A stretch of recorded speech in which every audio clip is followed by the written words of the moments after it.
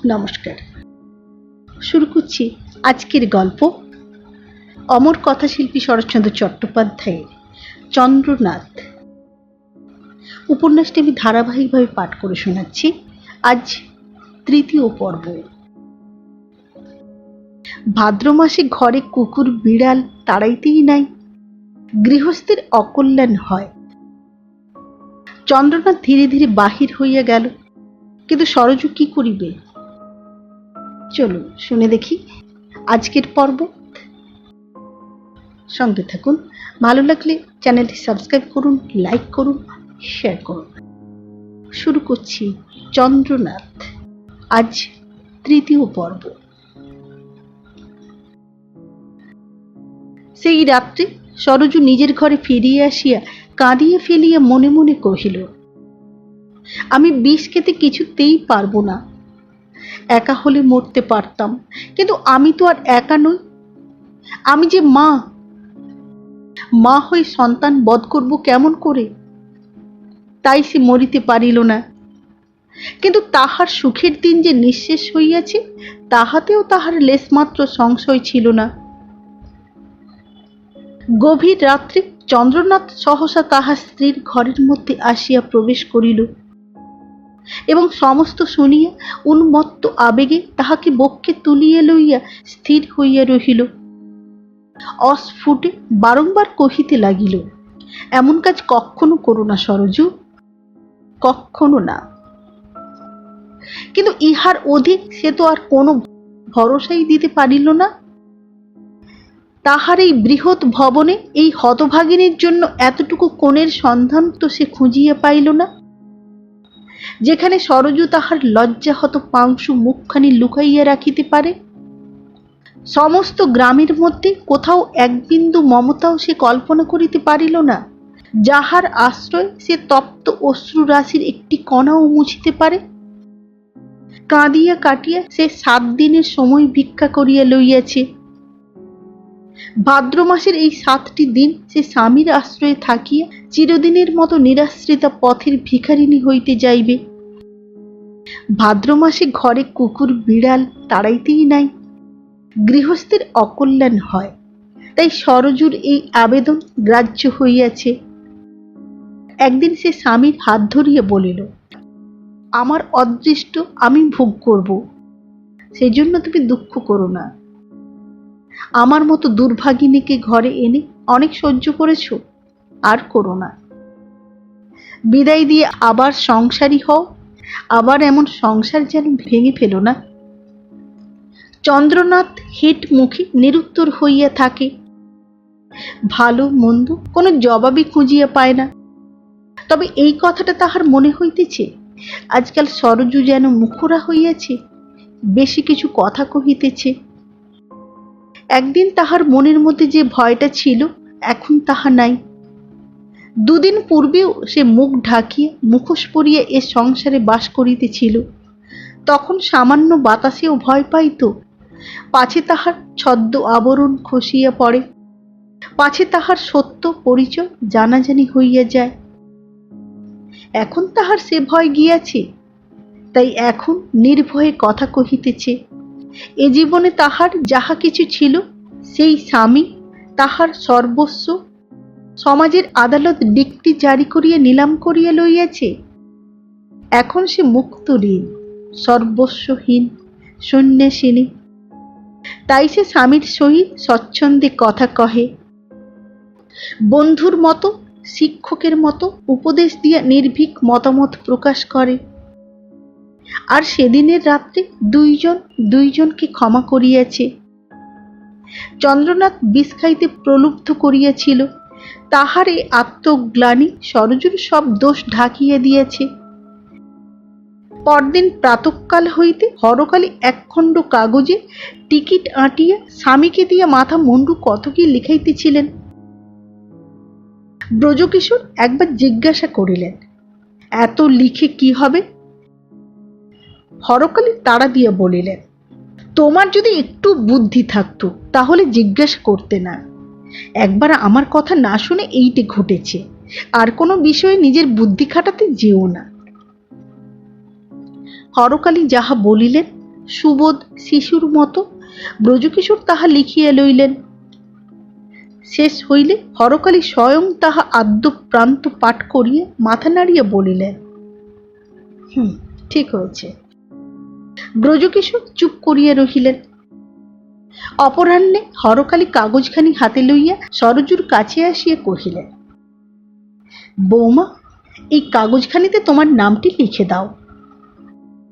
কাগজ হাতে লইয়া সরজু মুখপানে চাহিয়া কহিল, কেন মামিমা? যা বলছি তাই করো বৌমা। কিসে নাম লিখে দেব তাও কি শুনতে পাবো না? হরকালী মুখখানা ভারী করিয়া কহিলেন, এটা বাছা তোমারই ভালোর জন্য। তুমি এখানে যখন থাকবে না তখন কোথায় কিভাবে থাকবে তাও কিছু আমরা আর সন্ধান নিতে যাব না। তা বাছা যেমন করেই থাকো না কেন, মাসে 5 টাকা করে খোরাকি পাবে। এ কি মন্দ? ভালো মন্দ সরজু বুঝিত, এবং এই হিতাকাঙ্ক্ষিনীর বুকের ভিতর যতটুকু হিত প্রচ্ছন্ন ছিল তাহাও বুঝিল। কিন্তু যাহার প্রাসাদতুল্য অট্টালিকা নদীগর্ভে ভাঙিয়া পড়িতেছে, সে আর খানকতক ইট বাঁচাইবার জন্য নদীর সহিত কলহ করিতে চাহে না। সরজু সেই কথা ভাবিল। তথাপি একবার হরকালীর মুখের পানে চাহিয়া দেখিল। সেই দৃষ্টি, যে দৃষ্টিকে হরকালী সর্বান্তকরণে ঘৃণা করিতেন, ভয় করিতেন, আজিও তিনি এ চাহনি সহিতে পারিলেন না। চোখ নামাইয়া বলিলেন, বৌমা। হা মামিমা, লিখে দিই। সরজু কলম লইয়া পরিষ্কার করিয়া নিজের নাম সই করিয়া দিল। আজই 2রা আশ্বিন, সরজু চলিয়া যাইবার দিন। প্রাতঃকাল হইতে বড় বৃষ্টি পড়িতেছিল। হরকালী চিন্তিত হইয়া পড়িলেন, পাছে যাওয়া না হয়। সমস্ত দিন ধরিয়া সরজু ঘরের দ্রব্য সামগ্রী গুছাইয়া রাখিতেছিল। মূল্যবান বস্ত্রাদি একে একে আলমারিতে বন্ধ করিল। সমস্ত অলঙ্কার লৌহ সিন্ধুকে পুরিয়ে চাবি দিল। তাহার পর স্বামীকে ডাকিয়া আনিতে লোক পাঠাইয়া দিয়ে নিজে ভূমিতলে পড়িয়া অনেক কান্না কাঁদিল। গৃহত্যাগের সময় যত নিকটে আসিতেছে, ক্লেশ তত অসহ্য হইয়া উঠিতেছে। এই 7 দিন যেভাবে কাটিয়েছিল, আজ সেভাবে কাটিবে বলিয়া মনে হইতেছে না। তাহার শঙ্কা হইল, পাছে এই শেষ দিনটিতে ধৈর্যচ্যুতি ঘটে। যাইবার সময় পাছে নিতান্ত তাড়িত ভিক্ষুকের মতো দেখিতে হয়। আত্মসম্মানটুকুকে সে প্রাণপণে জড়াইয়া ধরিয়াছিল, সেটুকুকে ত্যাগ করিতে কিছুতেই তাহার প্রবৃত্তি হইল না। চন্দ্রনাথ আসিলে সে চোখ মুছিয়া উঠিয়া বসিল।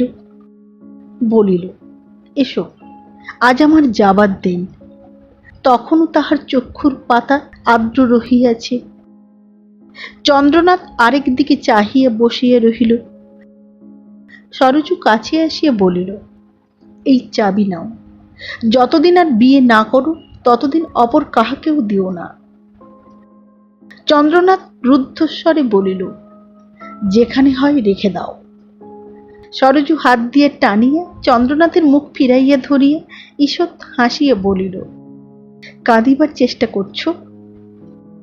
চন্দ্রনাথের মনে হইল কথাটা বড় শক্ত বলা হইয়াছে। সরজু তখনই তাহার চক্ষু মুছাইয়া দিয়ে আদর করিয়া বলিল, মনে করে দেখো, কোনোদিন একটা পরিহাস করিনি, তাই যাবার দিনে আজ একটা তামাশা করলাম, রাগ করো না। তাহার পর কহিল, যা কিছু ছিল সমস্ত বন্ধ করে আলমারিতে রেখে গেলাম। দেখো, মিছেমিছে আমার একটি জিনিসও যেন নষ্ট না হয়। চন্দ্রনাথ চাহিয়া দেখিল, নিরাভরণা সরজুর হাতে শুধু 4-5 গাছি কাঁচের চুড়ি ছাড়া আর কিছুই নাই। সরজুর এ মূর্তি তাহার 2 চোখে শুল বিদ্ধ করিল। কিন্তু কি বলিবে সে? আজ 2খানা অলঙ্কার পরিয়া যাইবার প্রস্তাব করিয়া কি করিয়া সে এই দেবীর প্রতিমূর্তিটিকে অপমান করিবে? সরজু গলায় আঁচল দিয়া প্রণাম করিয়া পদধূলি মাথায় তুলিয়া লইয়া বলিল, আমি যাচ্ছি বলে অনর্থক দুঃখ করো না। এতে তোমার হাত নেই, আমি তা জানি।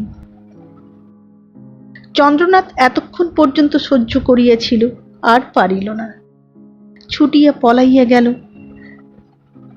সন্ধ্যার পূর্বে গাড়ির সময়, স্টেশনে যাইতে হইবে, বৃষ্টি আসিয়াছে। বাড়ির বৃদ্ধ সরকার দুই একখানি কাপড় গামছায় বাঁধিয়া কোচম্যানের কাছে গিয়া বসিল। সেই সীতাদেবীর কথা বোধ করি তাহার মনে পড়িয়াছিল, তাই চোখের জল বড় প্রবল হইয়া গড়াইয়া পড়িতেছিল। চক্ষু মুছিয়া মনে মনে কহিল, ভগবান, আমি ভৃত্য, তাই আজ আমার এই শাস্তি। যাইবার সময় সরজু হরকালীর মনের ভাব বুঝিয়া ডাকিয়া প্রণাম করিল, পদধূলি গ্রহণ করিয়া বলিল, মামিমা, বাক্সটা একবার দেখো। হরকালী অপ্রতিভ হইলেন, না না না, থাক। ততক্ষণে কিন্তু টিনের বাক্স উন্মোচিত হইয়া হরকালীর দৃষ্টি আকর্ষণ করিল। লোভ সংবরণ করা অসম্ভব বক্র দৃষ্টিতে তিনি দেখিলেন ভিতরে দুই এক জোড়া সাধারণ বস্ত্র, দুই তিনটা পুস্তক, কাগজে আবৃত দুইখানা ছবি, আরো দুই একটা কি কি রহিয়াছে। সরজু কহিল, শুধু এই আছে। হরকালী ধীরে ধীরে সরিয়া গেলেন। সন্ধ্যার পূর্বেই সরজু গাড়িতে উঠিয়া বসিল।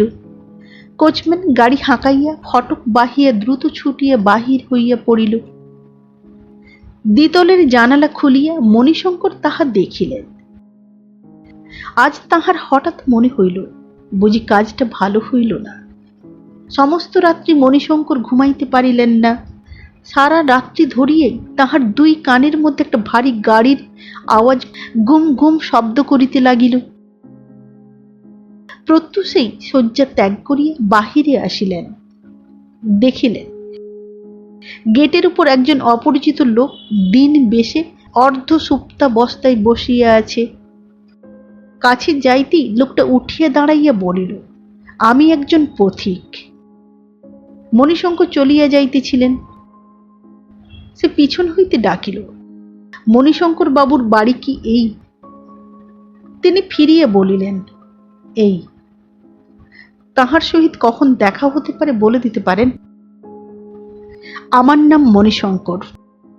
লোকটা সসম্ভ্রমে নমস্কার করিয়া বলিল, আপনার কাছেই এসেছি। মণিশঙ্কর তাহার আপাদ মস্তক বারবার নিরীক্ষণ করিয়া বলিলেন, কাশী থেকে কি আসছো বাপু? আজ্ঞে হ্যাঁ। দয়াল পাঠিয়েছে? আজ্ঞে হ্যাঁ। টাকার জন্য এসেছো? আজ্ঞে হ্যাঁ। মণিশঙ্কর মৃদু হাসিয়া বলিলেন, তবে আমার কাছে কেন?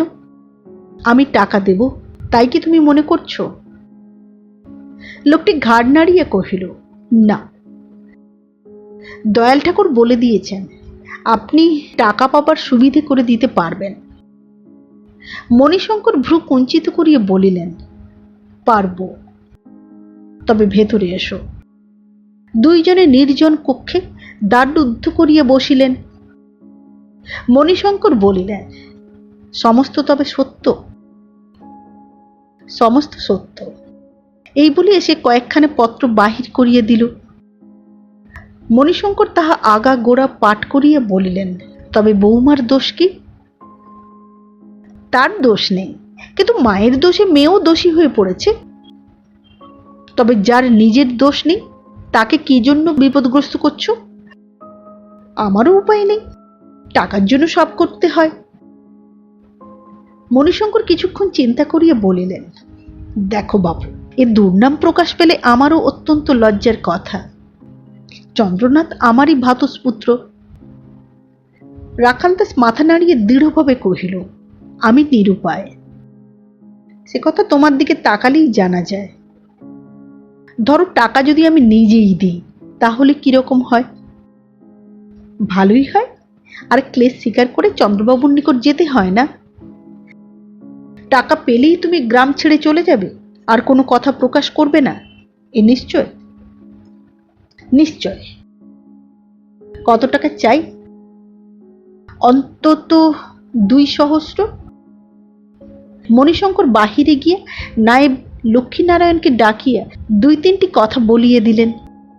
তাহার পর ভিতরে আসিয়া 1,000 করিয়া 2খানি নোট বাক্স খুলিয়া রাখাল দাসের হাতে দিয়ে বলিলেন, এখান থেকে 10 ক্রোশ দূরে সরকারি খাজনা ঘর, সেখানে ভাঙিয়ে নিও, আর কোথাও ভাঙানো যাবে না। আর কখনো এদিকে এসো না, আমি তোমার উপর সন্তুষ্ট নই। তাই আর যদি কখনো এদিকে আসবার চেষ্টা করো, জীবিত ফিরতে পারবে না, তাও বলে দিলাম।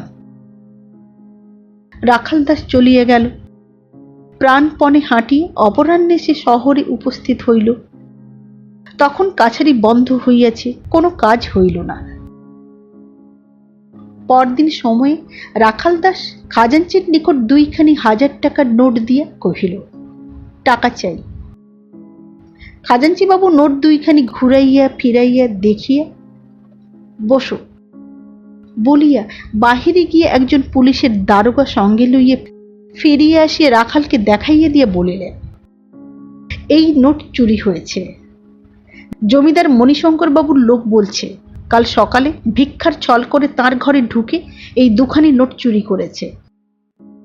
নোটের নম্বরও মিলছে। রাখাল দাস কহিল, জমিদার বাবু নিজে দিয়েছেন।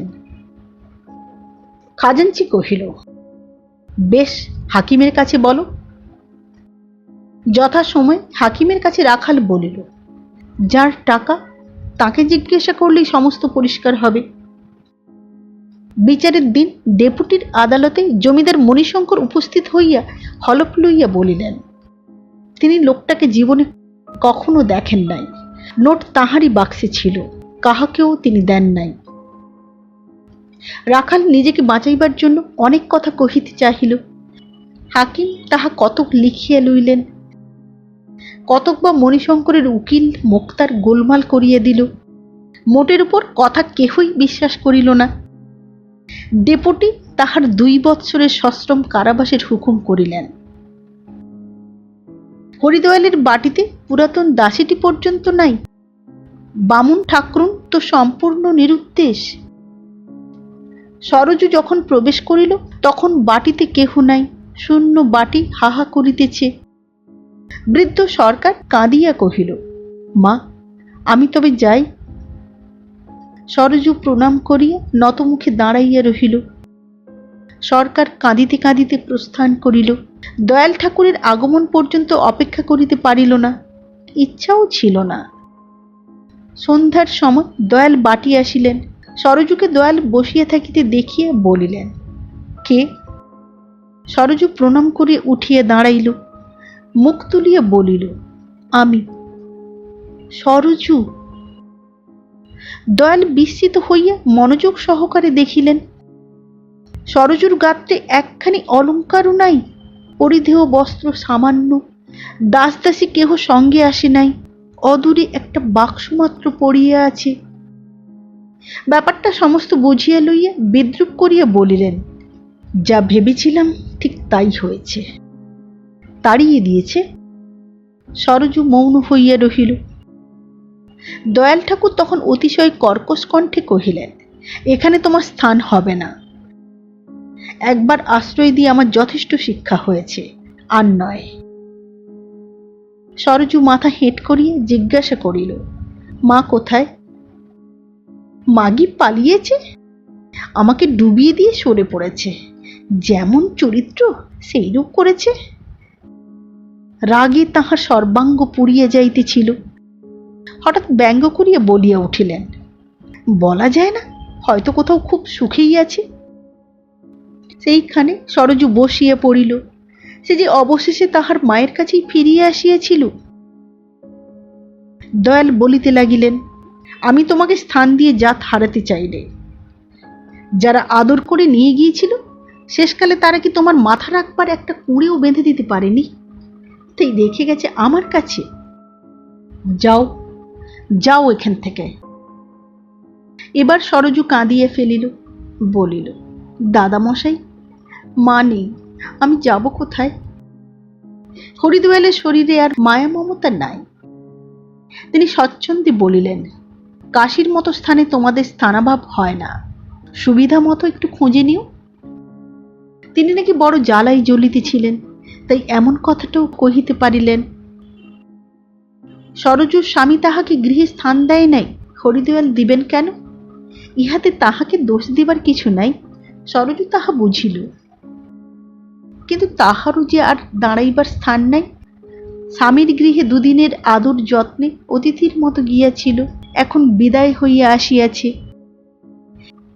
এ সংসারে সেই যত্নপরায়ণ গৃহস্থ আর ফিরিয়ে দেখিবে না। অতিথিটি কোথায় গেল? বড় যাতনায় তাহার নীরব অশ্রু গণ্ড বাহিয়া পড়িতেছিল। এই তাহার 17 বছর বয়স, তাহার সব সাধ ফুরাইয়াছে। মাতা নাই, পিতা নাই, স্বামী পরিত্যাগ করিয়াছেন, দাঁড়াইবার স্থানও নাই। আছে শুধু কলঙ্ক, লজ্জা আর বিপুল রূপ যৌবন। এ নিয়ে বাঁচা চলে, কিন্তু সরজুর চলে না। সে ভাবিতেছিল তাহার কত আয়ু, আর কতদিন বাঁচিতে হইবে। যতদিন হোক, আজ তাহার নতুন জন্মদিন। যদিও দুঃখ কষ্টের সহিত তাহার পূর্বেই পরিচয় ঘটিয়াছে, কিন্তু এরূপ তীব্র অপমান এবং লাঞ্ছনা কবে সে ভোগ করিয়াছে? দয়াল ঠাকুর উত্তরোত্তর উত্তেজিত কণ্ঠে কথা কহিতেছিলেন। এবার চিৎকার করিয়া উঠিলেন, বসে রইলে যে, যাও। সরজু অকুলভাবে জিজ্ঞাসা করিল, কোথায় যাব? আমি তার কি জানি? সরজু রুদ্ধ কণ্ঠে বলিল, দাদা মশাই, আজ রাত্রিটুকু। দূর দূর, এক দণ্ডও না। এবার সরজু উঠিয়া দাঁড়াইল। চকিতে মনে একটু সাহস হইল। মনে করিল, যাহার কাছে শত অপরাধে ও ভিক্ষা চাহিবার অধিকার ছিল, তাহার কাছেই যখন চাহি নাই, তখন পরের কাছে চাহিব কি জন্য? মনে মনে বলিল, আর কিছু না থাকি, কাশীর গঙ্গা তো এখনো শুকায় নাই। সে সমাজের ভয়ও করে না, তাহার জাতিও যায় না। এর দুঃখের দিনে এক দুঃখী মেয়েকে স্বচ্ছন্দে কোলে তুলিয়ে লইবে। আমার আর কোথাও আশ্রয় না থাকে, সেখানে থাকিবেই। সরজু চলিতে লাগিল, কিন্তু চলিতে পারিল না, আবার বসিয়া পড়িল। দয়াল ঠাকুর ভাবিলেন, এমন বিপদে তিনি জন্মে পড়েন নাই। তাহার গলাটা শুকাইয়া আসিতেছিল। পাছে অবশেষে দমিয়া পড়েন, এই ভয়ে চিৎকার করিয়া কহিলেন, অপমান না হলে বুঝি যাবি না? এই বেলা দূর হোক। এমন সময় সহসা বাহির হইতে ডাক আসিল, বাবাজি, বাবাজি। হরিদয়াল ব্যস্ত হইয়া উঠিলেন, ওই বুঝি খুড়ো আসছে। বলিতে বলিতেই কৈলাসচন্দ্র এক হাতে দাবার পুঁটলি, অপর হাতে হুঁকা লইয়া ভিতরে প্রবেশ করিলেন। তিনি যে এইমাত্র আসিয়াছিলেন তাহা নহে। গোলমাল শুনিয়া বাহিরে দাঁড়াইয়া হরিদয়ালের তিরস্কার ও গালিগালাজ শুনিতেছিলেন। তাই যখন ভিতরে প্রবেশ করিলেন, তখন হাতে দাবার পুঁটলি, হুঁকা ছিল, কিন্তু মুখে হাসি ছিল না। সোজা সরজুর কাছে আসিয়া দাঁড়াইয়া কহিলেন, সরজু যে, কখন এলে মা? সরজু কৈলাস খুড়োকে চিনিত, প্রণাম করিল। তিনি আশীর্বাদ করিলেন, এসো মা, এসো। তোমাদের ছেলের বাড়িতে না গিয়ে এখানে কেন মা? তাহার পর হুঁকা নামাইয়া রাখিয়া সরজুর টিনের বাক্সটা একেবারে কক্ষে তুলিয়া লইয়া বলিলেন, চলো মা, চলো, সন্ধ্যা হয়। কথাগুলি তিনি এরূপভাবে কহিলেন যেন তাহাকে লইবার জন্যই আসিয়াছিলেন। সরজু কোনো কথাই পরিষ্কার বুঝিতে পারিল না, অধু মুখে বসিয়া রহিল। কৈলাসচন্দ্র ব্যস্ত হইলেন, কহিলেন, তোর বুড়ো ছেলের বাড়ি যেতে লজ্জা কি? সেখানে কেউ তোকে অপমানের কথা বলবে না। মা বেটাই মিলে নতুন করে ঘরকন্যা করব, চল মা, দেরি করিস নে, চল। সরজু তথাপি উঠিতে পারিল না। হরিদয়াল হাঁকিয়ে বলিলেন, খুড়ো, কি করছো? কিছু না বাবাজি, কিছু না। কিন্তু তখনই সরজুর খুব নিকটে আসিয়া হাতখানি প্রায় ধরিয়া ফেলিবার মতো করিয়া নিতান্ত কাতরভাবে বলিলেন, চল মা, চল, বসে বসে কেন মিছে কটু কথা শুনছিস? সরজু উঠিয়া দাঁড়াইল দেখিয়া হরিদয়াল কহিলেন, খুড়ো, খুড়ো কি একে বাড়ি নিয়ে যাচ্ছ? খুড়ো জবাব দিলেন, না বাবা, রাস্তায় বসিয়ে দিতে যাচ্ছি। ব্যঙ্গোক্তি শুনিয়া হরিদয়াল বিরক্ত হইয়া বলিলেন, কিন্তু খুড়ো, কাজটি ভালো হচ্ছে না, কাল কি হবে ভেবে দেখো। কৈলাস তাহার উত্তর দিলেন না, কিন্তু সরযুকে কহিলেন, শিগগির চল মা, নয়তো আবার হয়তো কি বলে ফেলবে। সরজু দরজার বাহিরে আসিয়া পড়িল। কৈলাসচন্দ্র ঘাড়ে বাক্স লইয়া পশ্চাতে চলিলেন। হরিদয়াল পিছন হইতে কহিলেন, খুড়ো, শেষে কি যাত্রা দেবে? কৈলাসচন্দ্র না ফিরিয়াই বলিলেন, বাবাজি, নাও তো দিতে পারি। আমাদের সঙ্গে তবে তোমার আহার বন্ধ হলো। কৈলাসচন্দ্র এবার ফিরিয়ে দাঁড়াইলেন, বলিলেন, কবে কার বাড়িতে দয়াল? কৈলাস খুড়ো পাত পেতেছে। তা না পাতো, কিন্তু সাবধান করে দিচ্ছি খুড়ো। কৈলাস ভ্রু কুঞ্চিত করিলেন। তাহার সুদীর্ঘ কাশিবাসের মধ্যে আজ তাহার এই প্রথম ক্রোধ দেখা দিল। বলিলেন, হরিদয়াল, আমি কি কাশীর পাণ্ডা না যজমানের মন জুগিয়ে অন্যের সংস্থান করি? আমাকে ভয় দেখাচ্ছ কেন? আমি যা ভালো বুঝি তাই চিরদিন করেছি, আজও তাই করব। সেজন্য তোমার দুর্ভাবনার আবশ্যক নেই। হরিদয়াল শুষ্ক হইয়া কহিলেন, তোমার ভালোর জন্য খুড়ো। থাক বাবাজি, যদি এই 65 বছর তোমার পরামর্শ না নিয়েই কাটাতে পেরে থাকি, তখন বাকি 2-4 বছর পরামর্শ না নিলেও আমার কেটে যাবে। যাও বাবাজি, ঘরে যাও, জাত বাঁচাও। হরিদয়াল পিছাইয়া পড়িলেন। কৈলাসচন্দ্র বাটিতে পৌঁছিয়া বাক্স নামাইয়া সহজভাবে বলিলেন, এ ঘর বাড়ি সব তোমার মা, আমি তোমার ছেলে। বুড়োকে একটু আধটু দেখো, আর তোমার নিজের ঘরকন্যা চালিয়ে নিও। আর কি বলবো বলো মা, আর কি বলবো? কৈলাসের আর কোনো কথা কহিবার ছিল কিনা বলিতে পারি না, কিন্তু সরজু বহুক্ষণ অবধি অশ্রু মুছিতে মুছিতে ভাবিয়ে দেখিল তাহার কোনো কথাই আর বলিবার নাই। সরজু আশ্রয় পাইল। শরৎকালে প্রাত সমীরণ যখন স্নিগ্ধ মধুর সঞ্চরণে চন্দ্রনাথের কক্ষে প্রবেশ করিত, সারা রাত্রি দীর্ঘ জাগরণের পর চন্দ্রনাথ এই সময়টিতে ঘুমাইয়া পড়িত। তাহার পর তপ্ত সূর্য রশ্মি জানালা দিয়ে তাহার মুখের উপর চোখের উপর পড়িত। চন্দ্রনাথের আবার ঘুম ভাঙিয়া যাইত, কিন্তু ঘুমের ঘোর কিছুতেই কাটিতে চাহিত না, পাতায় পাতায় জড়াইয়া থাকিত। তথাপি সে জোর করিয়া বিছানা ছাড়িয়া বাহিরে আসিয়া পড়িত। সারা দিন কাজকর্ম নাই, আমোদ নাই, উৎসাহ নাই, দুঃখ ক্লেশও প্রায় নাই। সুখের কামনা তো সে একেবারেই ছাড়িয়ে দিয়েছে। শীর্ণকায়া নদীর উপর দিয়ে সন্ধ্যার দীর্ঘ ভারবাহী তরণী যেমন করিয়া এপাশ ওপাশ করিয়া হেলিয়া দুলিয়া বাঁকিয়া চুরিয়া মন্থর গমনে স্বেচ্ছামতো ভাসিয়া যায়, চন্দ্রনাথের ভাবী দিনগুলোও ঠিক তেমনি করিয়া এক সূর্যোদয় হইতে পুনঃ সূর্যোদয় পর্যন্ত ভাসিয়া যাইতে থাকে। সে নিঃসংশয়ে বুঝিয়াছে যে দিগন্ত প্রসারিত কালো মেঘ তাহার মুখের সূর্যকে জীবনের মধ্যাহ্নেই আচ্ছাদিত করিয়াছে। এই মেঘের আড়ালেই একদিন সে সূর্য অস্ত গমন করিবে। ইহজীবনে আর সাক্ষাৎ লাভ ঘটিবে না। তাহার নীরব নির্জন কক্ষে এই নিরাশার কালো ছায়াই প্রতিদিন ঘন হইতে ঘনতর হইতে লাগিল, এবং তাহারই মাঝখানে বসিয়া চন্দ্রনাথ অলস নির্মিলিত চোখে দিন কাটাইয়া দিতে লাগিল। হরকালী বলেন, এই অগ্রহায়ণ মাসেই চন্দ্রনাথের আবার বিবাহ হইবে। চন্দ্রনাথ চুপ করিয়া থাকে। এই চুপ করিয়া থাকা সম্মতি বা অসম্মতির লক্ষণ, তাহা নির্ণয় করিতে স্বামীর সঙ্গে তাহার তর্ক বিতর্ক হয়। মণিশঙ্কর বাবুকে জিজ্ঞাসা করিলে তিনি বলেন, চন্দ্রনাথকে জিজ্ঞাসা না করিয়া কিছু বলা যায় না। এবার কার্তিক মাসে দুর্গা পূজা। মণিশঙ্করের ঠাকুর দালান হইতে সানাইয়ের গান প্রাতঃকাল হইতে গ্রামবাসীদের কানে কানে আগামী আনন্দের বার্তা ঘোষণা করিতেছে। চন্দ্রনাথের ঘুম ভাঙিয়াছিল। নিমিলিত চক্ষে বিছানায় পড়িয়া শুনিতেছিল। একে একে কত কি সুর বাজিয়া যাইতেছে, কিন্তু একটা সুরও তাহার কাছে আনন্দের ভাষা বহিয়া আনিল না। বরঞ্চ ধীরে ধীরে হৃদয় আকাশ গাঢ় কালো মেঘে ছাইয়া যাইতে লাগিল। আজ হঠাৎ তাহার মনে হইল, এখানে আর তো থাকা যায় না।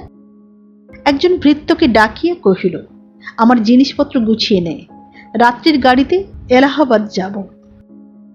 একথা হরকালী শুনিতে পাইয়া ছুটিয়া আসিলেন।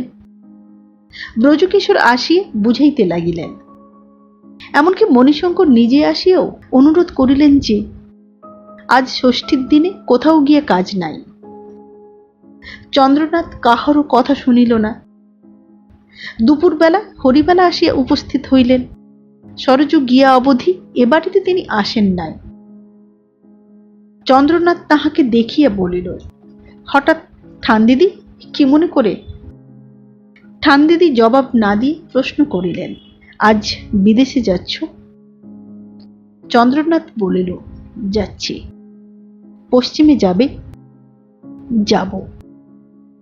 হরিবালা কিছুক্ষণ চিন্তা করিয়া মৃদুস্বরে বলিলেন, দাদা আর কোথাও যাবে কি? চন্দ্রনাথ হরিবালার অভিপ্রায় বুঝিয়া বলিল, না। তাহার পর অন্যমনস্কভাবে এটা ওটা নাড়িতে লাগিল। হরিবালা যে কত কথা বলিতে আসিয়াছিলেন তাহা বলিতে তাহার লজ্জা করিতেছিল, সাহসও হইতেছিল না। কিন্তু কিছুক্ষণ চুপ করিয়া থাকিয়া সাহস করিয়া বলিয়া ফেলিলেন, দাদা তার একটা উপায় করলে না? দুইজনের দেখা হওয়া অবধি দুইজনই মনে মনে তাহার কথাই ভাবিতেছিল। তাই সামান্য কথাটিতে দুইজনের চক্ষেই জল আসিয়া পড়িল। চন্দ্রনাথ সামলাইয়া লইয়া অন্যদিকে মুখ ফিরাইয়া কহিল, উপায় আর কি করব দিদি? কাশীতে সে আছে কোথায়? বোধহয় তার মায়ের কাছে আছে। তা আছে, কিন্তু চন্দ্রনাথ মুখপানে চাহিয়া জিজ্ঞাসা করিল, কিন্তু কি? ঠান্দিদি ক্ষণকাল মৌন থাকিয়া মৃদুকণ্ঠে কহিলেন, রাগ করো না দাদা। চন্দ্রনাথ নিঃশব্দে চাহিয়া রহিল। ঠান্দিদি তেমনি মৃদু মিনতির স্বরে বলিলেন, কিছু টাকা কড়ি দিও দাদা। আজ যেন সে একলা আছে, কিন্তু দুদিন পরেই। চন্দ্রনাথ কথাটা বুঝিয়াও বুঝিল না, বলিল, কি দুদিন পরে? বড় বড় দুফোঁটা চোখের জল হরিবালা চন্দ্রনাথের সম্মুখেই মুছিয়া ফেলিলেন। বলিলেন, তার পেটে যা আছে ভালোই ভালোই তা যদি বেঁচে বসতে থাকে তাহলে। চন্দ্রনাথের আপাত মস্তক কাঁপিয়া উঠিল। তাড়াতাড়ি সে বলিয়া উঠিল, ঠান্দিদি আজ বুঝি ষষ্ঠী? হ্যাঁ ভাই। আজ তাহলে যাবে না মনে করছো? তাই ভাবছি। তবে তাই করো, পুজোর পর যেখানে হয় যেও, এ কটা দিন বাড়িতেই থাকো। কি জানি কি ভাবিয়া চন্দ্রনাথ তাহাতেই সম্মত হইল। বিজয়ার পর একদিন চন্দ্রনাথ গোমস্তাকে ডাকিয়া বলিল, সরকার মশাই, কাশীতে তাকে রেখে আসবার সময় হরিদয়াল কি কিছু বলে দিয়েছিলেন? সরকার কহিল, তার সঙ্গে আমার তো দেখা হয়নি। চন্দ্রনাথ ভয় পাইয়া কহিল, দেখা হয়নি? তবে কার কাছে দিয়ে এলেন? তার মায়ের সঙ্গে তো দেখা হয়েছিল। সরকার মাথা নাড়িয়া বলিল, আজ্ঞে না, বাড়িতে তো কেউ ছিল না। কেউ ছিল না? সে বাড়িতে কেউ থাকে কিনা সে সংবাদ নিয়েছিলেন তো? হরিদয়াল আর কোথাও তো উঠে যেতে পারেন। সরকার কহিল, সে সংবাদ নিয়েছিলাম। দয়াল ঘোষাল সেই বাড়িতেই থাকতেন। চন্দ্রনাথ নিঃশ্বাস ফেলিয়ে ক্ষণকাল চুপ করিয়ে থাকিয়ে জিজ্ঞাসা করিল, এ পর্যন্ত কত টাকা পাঠিয়েছেন? আজ্ঞে টাকা কড়ি তো কিছু পাঠাইনি। পাঠাননি? চন্দ্রনাথ বিস্ময় বেদনায় উৎকণ্ঠায় পাংশুবর্ণ হইয়া কহিল, কেন? সরকার লজ্জায় ম্রিয়মাণ হইয়া কহিল, মামাবাবু বলেন 5 টাকার হিসেবে কিছু পাঠাইলেই হবে। জবাব শুনিয়া চন্দ্রনাথ অগ্নিমূর্তি হইয়া উঠিল। 5 টাকার হিসাবে? কেন, টাকা কি মামাবাবুর? আপনি প্রতি মাসে কাশির ঠিকানায় 500 টাকা করে পাঠাবেন। সরকার জি আজ্ঞা বলিয়া স্তম্ভিত হইয়া ধীরে ধীরে সরিয়া গেল। হরকালী একথা শুনিয়ে চক্ষু কপালে তুলিয়া বলিলেন, সে পাগল হয়েছে। সরকারকে তলব করিয়া অন্তরাল হইতে জোর করিয়া হাসিলেন। হাসির ছটা ও ঘটা বৃদ্ধ সরকার শুনিতেও পাইলেন, বুঝিতেও পারিলেন। হরকালী কহিলেন, সরকার মশাই কত টাকা পাঠাতে বলেছে? আগে প্রতি মাসে 500 টাকা। ভিতর হইতে পুনর্বার বিদ্রুপের হাসি শুনিয়া সরকার ব্যস্ত হইয়া পড়িল। হরকালী অনেক হাসিয়া পরিশেষে গম্ভীর হইলেন। ভিতর হইতে বলিলেন, আহা, বাছার রাগ হলে আর জ্ঞান থাকে না। সে পোড়া কপালের যেমন অদৃষ্ট। আমি 5 টাকা করে দিতে বলেছি, তাই রেগে উঠেছে। বলে 500 টাকা করে দিও।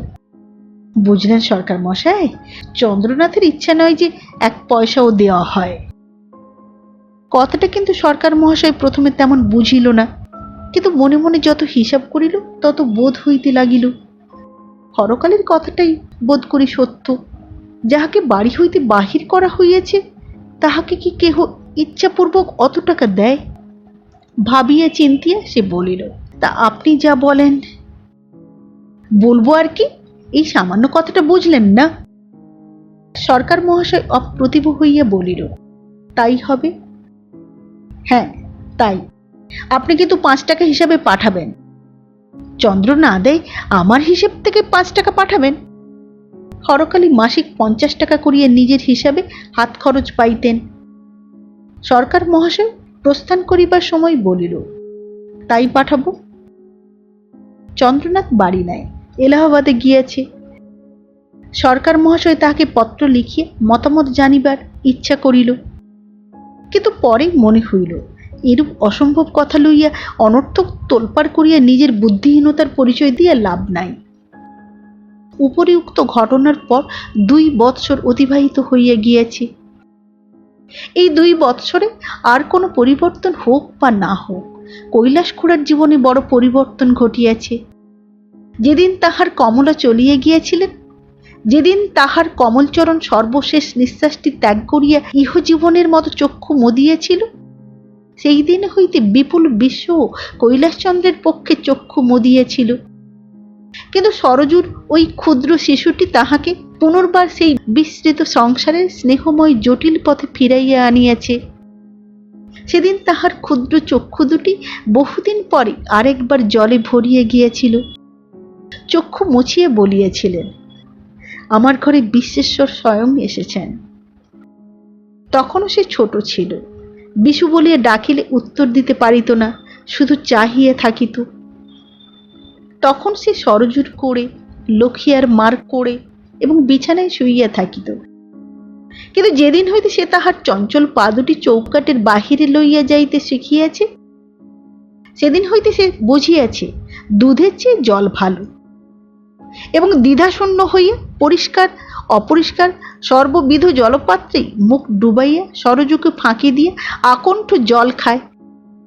এবং যেদিন হইতে তাহার বিশ্বাস জন্মিয়াছে যে তাহার শুভ্র কোমল উদর এবং মুখের উপর কয়লা কিংবা ধুলার প্রলেপ দিতে পারিলেই দেহের শোভা বাড়ে, সেই দিন হইতেই সেই সরজুর কোল ছাড়িয়া মাটি এবং তথা হইতে কৈলাসচন্দ্রের কোড়ে স্থান করিয়া লইয়াছে।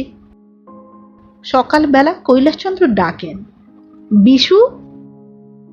বিশু মুখ বাড়াইয়া বলে, দাদু। কৈলাসচন্দ্র বলেন, চল তো দাদা, শম্ভু মিশ্রকে 1 বাজি দিয়া আসি। সে অমনি দাবার পুঁটলিটা হাতে লইয়া তল বলিয়া 2 বাহু প্রসারিত করি বৃদ্ধের গলা জড়াইয়া ধরে। কৈলাসচন্দ্রের আনন্দের সীমা থাকে না। সরজুকে ডাকিয়া বলেন, মা, বিশু আমার একদিন পাকা খেলোয়াড় হবে। সরজু মুখ টিপিয়া হাসে। বিশু দাবার পুঁটলি হাতে লইয়া বৃদ্ধের কোলে বসিয়া দাবা খেলিতে বাহির হয়। পথে যাইতে যদি কেহ তামাশা করিয়া কহে, খুড়ো, বুড়ো বয়সে কি আরো 2টো হাত গজিয়েছে? বৃদ্ধ একগাল হাসিয়া বলেন, বাবাজি, এ হাত দুটোতে আর জোর নেই, বড় শুকনো হয়ে গেছে, তাই 2টো নতুন হাত বেরিয়েছে, যেন সংসারের গাছ থেকে পড়ে না যায়। তাহারা সরিয়ে যায়। বুড়োর কাছে কথাই পারিবার জো নাই। শম্ভু মিশ্রের বাড়িতে শতরঞ্জ খেলার মধ্যে শ্রীমান বিশ্বেশ্বরেরও একটা নির্দিষ্ট স্থান আছে। দাদামশাইয়ের জানুর উপর বসিয়ে লাল রঙের কোঁচা ঝুলাইয়া গম্ভীরভাবে চাহিয়া থাকে, যেন দরকার হইলে সেও দুই একটা চাল বলিয়ে দিতে পারে। নমস্কার। চন্দ্রনাথ উপন্যাসটি ধারাবাহিকভাবে আমি পাঠ করে শোনাচ্ছি। আজ তৃতীয় পর্ব শোনালাম। সঙ্গে থাকুন। ভালো লাগলে চ্যানেলটি সাবস্ক্রাইব করুন, লাইক করুন, শেয়ার করুন। আবার দেখা হবে আগামী পর্বে উপন্যাসের পরবর্তী অংশ নিয়ে। আজকের মতো নমস্কার।